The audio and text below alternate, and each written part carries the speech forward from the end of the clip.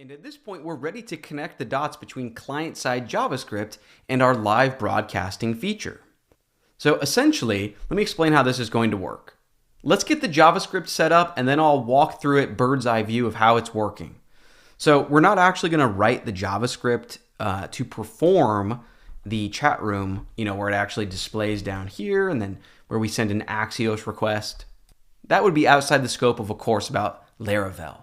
So in the folder called HTML templates that we're borrowing HTML from, you'll see that there's a file in there called chat.js. So I actually want you to just select every single line of code in chat.js, copy it into your clipboard, and then here's where you should paste it.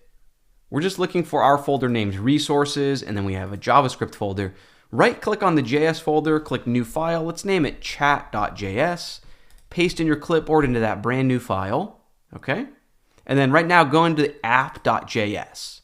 Up at the top here, I would just say import chat from, quotes, ./chat, semicolon.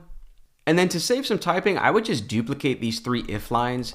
And on the new duplicate copy, for the query selector, it would be, if dot header dash chat icon. If that's true, then we would just instantiate a new instance of our chat class just like this. So we can go ahead and hit save. And then with that saved, you can go ahead and in a new command line, a new terminal, just open up npm run dev.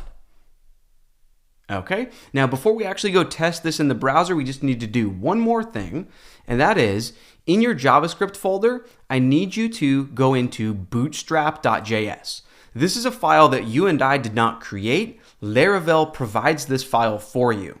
However, now that we're ready to actually use, Pusher and broadcasting, what you want to do is in the Bootstrap file, scroll down to about line 21, and you can see it's commented out. We just want to uncomment all of this code that's mentioning Laravel Echo. So Laravel Echo is client-side JavaScript that makes it really easy to work with broadcasting and with Pusher. So I'm just going to select from line 21 down to the very bottom, and I'm just going to press Command / or on Windows, I believe you can just press Control / to uncomment. Go ahead and hit save. In order to get Pusher to work, I actually have found that I need to manually add a cluster property down here. It doesn't matter exactly where, but maybe after this WS port line, I would actually just duplicate that line.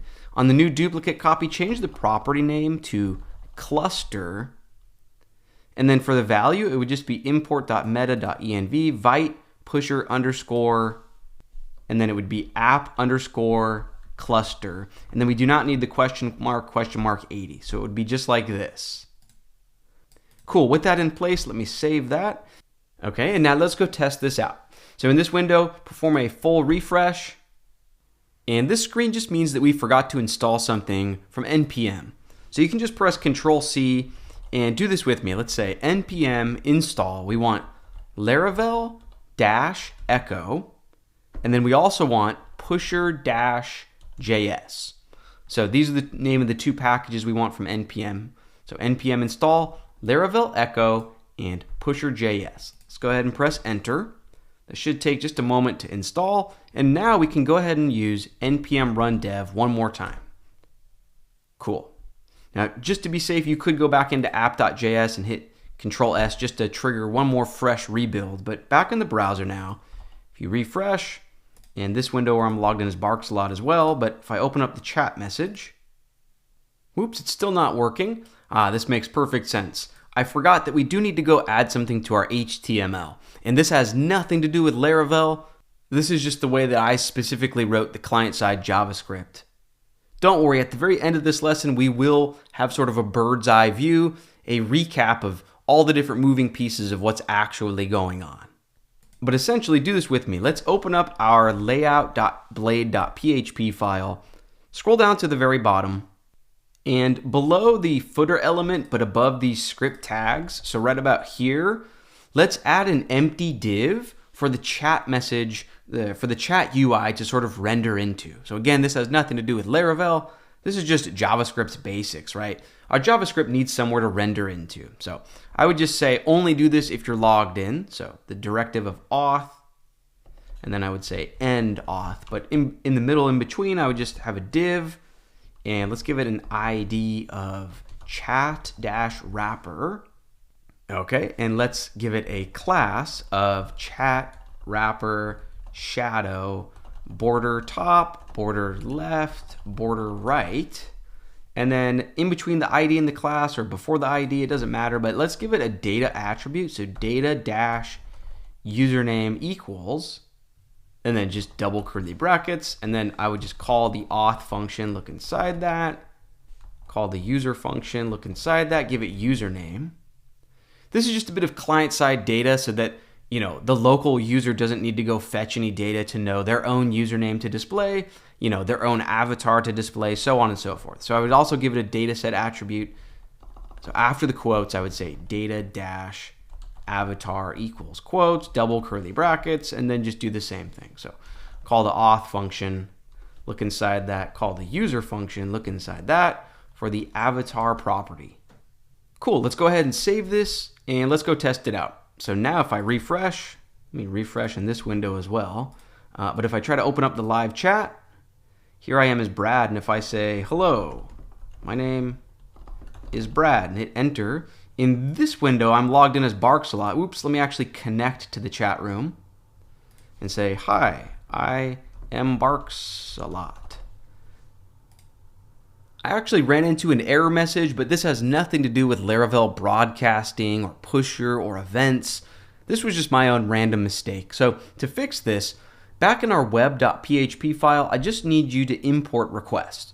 So remember, we just wrote an anonymous function instead of pointing towards a controller method. So just right click on uppercase request here and choose import class. And then the one that we're interested in is just illuminate HTTP request. So with that imported, you can click save. And now we do need to edit just one more file in order for broadcasting to work.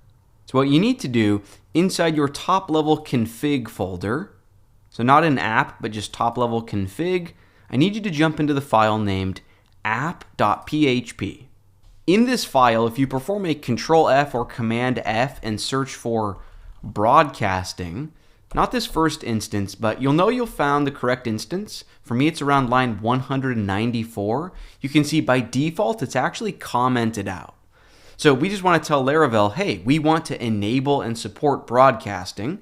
So just remove the 2 forward slashes for the comment. At the start of this line, go ahead and hit save. And now we're ready to truly test things out.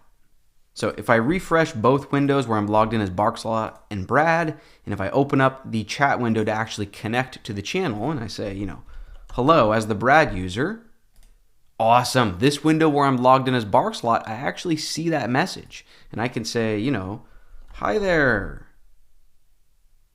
I am a dog.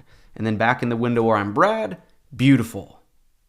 Now, really quick, before we bring this lesson to a close, let's look at a bird's eye view of how in the world this is working.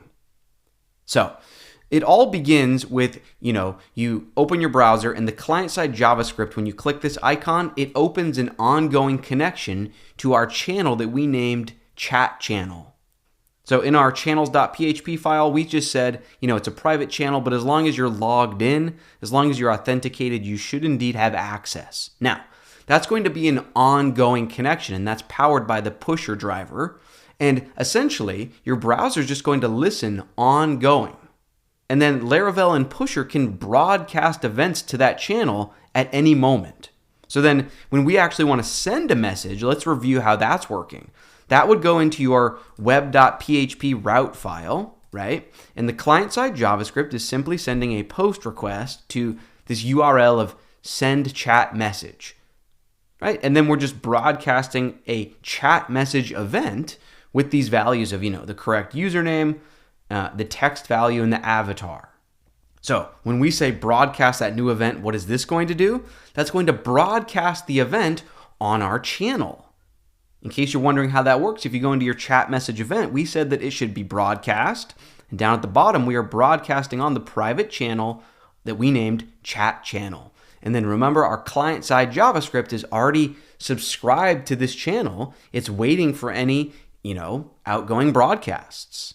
So that way we can push that event to any and all connected users. Cool. That is going to bring this lesson to a close.